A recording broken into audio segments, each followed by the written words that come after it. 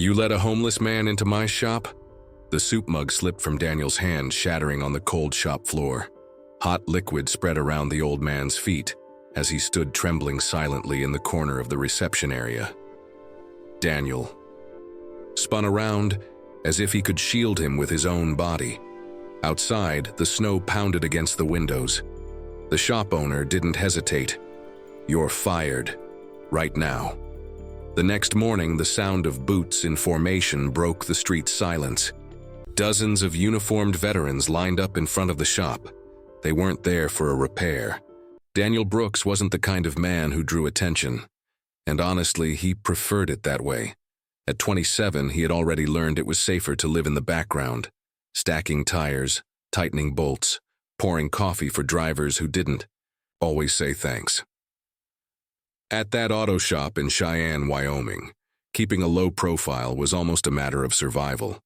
The shop where Daniel worked sat at the end of an icy road, tucked between a gas station and a fogged-up Baptist chapel. The red Lube Pro Motors sign had been flickering for months, but no one bothered to fix it.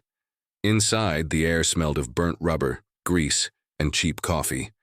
A tired heater buzzed in the corner, struggling against the sharp wind that slipped through the cracks in the door. Daniel started before sunrise.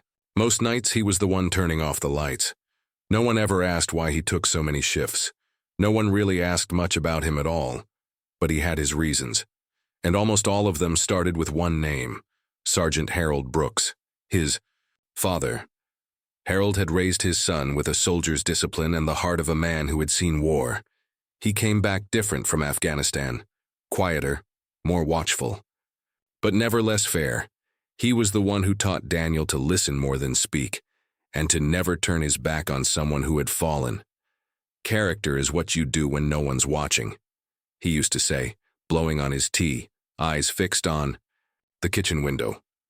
Daniel never forgot that.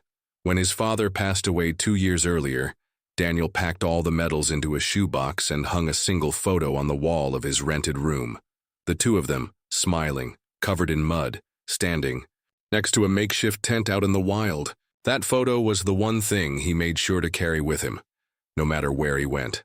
Life at the shop was simple, repetitive, sometimes painful. When he wasn't working overnight, he came in early and changed the oil on cars that had come in the night before. He filled tires, mopped the floors. Meals were fast at the cheap diner across the street. He slept in damp socks when the heater broke. Sometimes he read his father's old letters, folded neatly between the pages of a worn-out mechanic's manual. His co-workers respected him. The manager tolerated him. Customers saw him as the guy at the front desk. But no one at all, knew how hard Daniel worked not to grow cold inside. That particular night, the cold had teeth. Outside, the wind bent the trees. Daniel rubbed his hands together, trying to warm them after checking the pressure on a truck's tires. Inside, the front desk was nearly empty. The radio whispered an old Johnny Cash hymn, and the coffee brewing in the pot was the one he had made himself. That's when he saw the silhouette through the fogged-up window, a man standing still beside a pickup truck. Hunched against the wind, a thin blanket around his shoulders. Daniel hesitated. The shop owner hated it when people who weren't customers hung around the lot.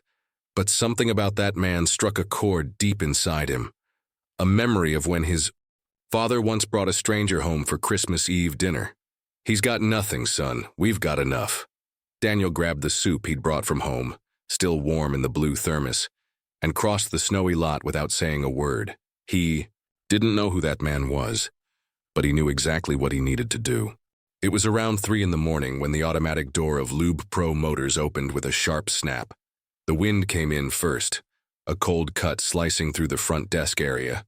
Then came a man, staggering, soaked to the bone, wrapped in a military coat that had clearly seen better days. The man was hunched over. His fingers were shaking from the cold. His gray beard barely hid the deep lines across his face. His left leg seemed stiff, as if every step dragged along old memories and long healed. And he walked in silently, looked around. The garage was empty, except for Daniel and the low sound of an old blues tune playing on the radio. The fluorescent light flickered above the counter, Snow tapped rhythmically against the window. Daniel didn't hesitate. "Sir," he said softly. "Are you okay?" The man just nodded. A nod that meant, "I'm not okay, but I'm used to it." Daniel crossed the room and pulled a blue thermos from his backpack, potato soup he had brought from home. He poured it carefully into a plastic mug and handed it to the man. "It's hot. Hold it with both hands if you can." The old man stared at him for a moment, as if that kind of kindness was something he hadn't seen often in life. "Thank you, son," he murmured, his voice rough like old paper. "You can sit here," Daniel said, pulling a chair next to a portable heater. He also grabbed a blanket from the first aid cabinet and gently laid it over the man's shoulders. He didn't say anything else. He just stood there like someone keeping watch over a patient. The man drank slowly. Little by little, the steam from the soup filled the room with a kind of peace.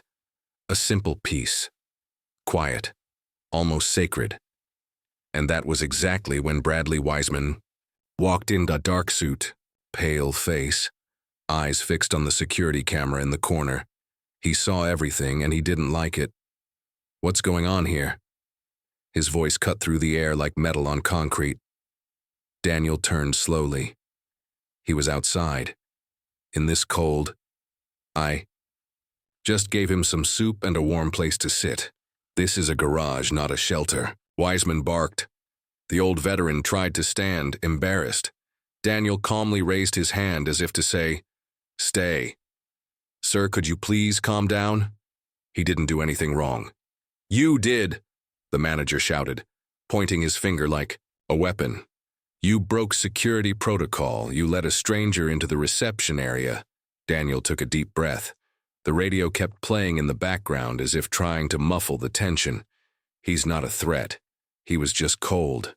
"I don't care. You're fired." The old man gently set the mug down on the table. Daniel lowered his eyes. He didn't argue. He grabbed his backpack, tucked the empty thermos inside. He looked around the reception one last time. No one stepped forward to defend him, and the manager just stood there, chin held high. Daniel walked toward the door. The wind pushed against him even before he opened it. Before stepping out, he looked at the man. "Are you going to be okay?" The old man nodded and apologized for everything that had happened. "You didn't do anything wrong. It's okay." Daniel left. Snow covered the steps. The cold bit at his fingertips. But he didn't look back. That night, Daniel didn't go straight home. He wandered aimlessly through Cheyenne, shoulders hunched inside his thin jacket, hands buried in his pockets, head down.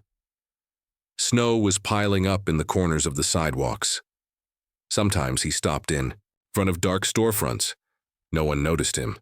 By the time he got home, it was almost 6 in the morning. The apartment smelled of damp and motor oil, the scent left behind by the coveralls he had tossed on the floor the day before. The room was dark. Only the streetlight filtered through the broken blinds. He sat on the edge of the bed, his sneakers still wet, toes aching from the cold. He lit up his phone screen. The bank account showed what he already knew. 542ers. Rent was due in 12 days, and now he had no job. He slowly took off his coat. The plastic soup mug was still inside his backpack. He washed it in the sink, dried it with the kitchen towel, and put it away as if it were something valuable. Then he walked over to the shelf and pulled out the letter his father had written years ago. One he had read so many times, the creases. "We're about to split. If you do the right thing and no one notices, do it anyway. Dignity belongs to you, not to them." He read in silence, eyes locked on the paper. He didn't cry, but something inside him ached in a way the cold couldn't explain. That same afternoon, he got dressed and went out to look for another job. Wore the same clothes as always. Wiped his shoes with an old rag. He visited 3 repair shops. At 2 of them, they didn't even let him finish his sentence. At the last one, the manager gave him a suspicious look and said, "Oh, you're that kid from Lube Pro, right? We're not hiring." The rejection came with smiles that were a little too polite. But the message was clear. Nobody wanted trouble. By noon, he sat on a wooden bench in front of the community laundromat. He pulled out a sandwich he had saved from the night before and ate it slowly, right there. Across the street, a group of teenagers were laughing at something on a phone. Daniel didn't pay attention. It was near that last shop where he had asked for work, between cardboard boxes and a dumpster, that he saw the man, sitting on the ground, covered by nothing but a thin, worn-out blanket, his hands folded over his chest, cap pulled down low over his eyes. Daniel knelt beside him. He pulled from his backpack the last sandwich he had, wrapped in a crumpled paper napkin still a little warm. He placed it next to the man along with a bottle of water. He stayed there for a few seconds, quietly watching the man's face, then stood up and walked away. A car was parked across the street, headlights off. Inside, a man in a military uniform sat watching silently. Daniel didn't recognize the face, but that man was about to make a phone call, one that would change Daniel's life forever. The next morning, downtown Cheyenne was still asleep. Windows were shut tight. The gray sky seemed to swallow the tops of the low buildings, but something felt different that morning. At 7 a.m., the first black SUV turned the corner on Lincoln Way. It parked in front of Lube Pro Motors. From the vehicle stepped out a man in a flawless ceremonial uniform. Tall, broad shoulders, medals across his chest. He stood still in front of the shop's entrance. And then came the others, SUV after SUV forming a silent procession, all with the same purpose. They had come for him. Soldiers in perfect formation lined up outside the shop. Men and women in full dress uniform, polished boots, eyes straight ahead, chins high, their steady steps echoing against the frozen city concrete. The movement drew attention. Doors started to open. Coffee shop customers stepped outside. A delivery man stopped his bike on the sidewalk. "What's going on?" someone whispered. But no one answered, because everyone wanted to see what would happen next. Inside Lube Pro Motors, Bradley Wiseman was in the back office. What he didn't know was that on the day Daniel was fired, the wife of a truck driver, one of the only two customers there that early morning, had filmed the entire scene. The video had spread. When he heard the commotion from the front, it took him a few seconds to get up.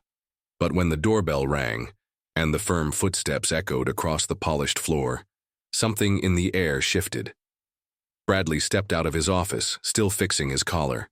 He froze in the middle of the reception area when he saw the man in ceremonial uniform standing at the entrance. "My name is Captain Vincent Harrow," the man said, voice steady, eyes fixed.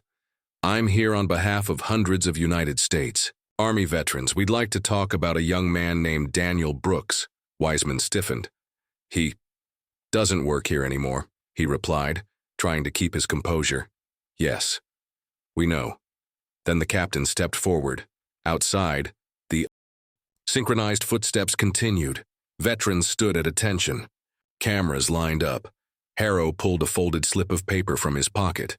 "The man Daniel helped yesterday morning is Alfred Banks. He served in Afghanistan from 2003 to 2007. The captain raised his voice now, looking directly at the cameras. "In July of 2006, Banks's unit was ambushed in Kandahar. The ground was mined. Radios were down. He carried 2 wounded men on his back, crawled to a safe zone with a shattered leg. He refused medical care until the last man was evacuated. One of those men was me." Banks disappeared years later, and he would have died frozen on a sidewalk, if not for the quiet act of a man most people would have ignored. He took a breath. Daniel didn't know who he was, and he helped anyway, because character doesn't need a resume. The crowd held its breath. Many people there had never heard of Daniel before, but in that moment, everyone knew his name. Across the street, among the onlookers gathered near the corner by the hardware store, a young man stopped a borrowed bike and looked up at the sea of uniforms. He carried a black folder under his arm and wore a simple shirt with grease stains on the sleeves. It was Daniel. He didn't know what was happening. He only realized something unusual was going on when he saw the soldiers lined up outside Lube Pro Motors, the place he had left, humiliated, less than 48 hours earlier. He was on his way to a job interview at Barker's Tires, 2 blocks away. but the black SUVs and the crowd made him stop. When someone shouted his name, "Daniel Brooks!" He thought he was imagining it. But then he saw him, the man he had helped, standing beside the captain, no longer wrapped in a blanket, clean-shaven, eyes alive though still wet. "That's him," Alfred Banks said softly. "That's the kid." The captain looked toward where the old man pointed. He saw Daniel standing there, hesitant, gripping the strap of his backpack tightly. Daniel took a step back, but Banks raised his hand, and the captain walked toward him. "We just want to thank you, son." Daniel didn't respond right away, but his eyes were trembling. The words wouldn't come, until finally, with effort, he said, "I just did what my dad taught me." Then you did what most people have forgotten how to do. All around, the soldiers began to remove their hats, one by one, and bow their heads in salute. And in that moment, a young man with grease still on his hands forgot his troubles for a moment and smiled. Lube Pro Motors stayed open for just one more week. After the veterans' demonstration, the front desk phone didn't stop ringing, but it wasn't customers asking for service. They were cancellations. 3 local companies cut their maintenance contracts. 2 suppliers suspended deliveries until further notice. By the following Friday, a sign was hung on the garage door, "Closed until further notice." But no one expected it to reopen. Daniel never posted anything. He didn't give interviews. He didn't even want to watch the videos that were going around. On Sunday, he was invited to lunch at the home of retired Sergeant Lydia Myers, founder of the local group Veterans Coming Home. Daniel didn't know what to say, until Lydia, in her direct way, told him, "We're here because we have a project, and we want it to start with you." The project was simple, but necessary. The idea was to open a temporary shelter for homeless veterans in the area, with a kitchen, psychological support, and work-based activities. "We need someone who knows how to work with their hands, and with people," Lydia said. "I don't know if I'm ready," he murmured. "No one ever is, but you've already done the hardest part," Lydia replied softly. "You saw one of us and you helped, without asking for anything in return." 2 weeks later, an old warehouse on the south side of town was rented with money raised through a campaign that collected over $20,000 in just 48 hours. Volunteers helped clean the space. Veterans painted the walls, and local teens donated tools and tarps. Alfred Banks now sleeps and eats at the shelter.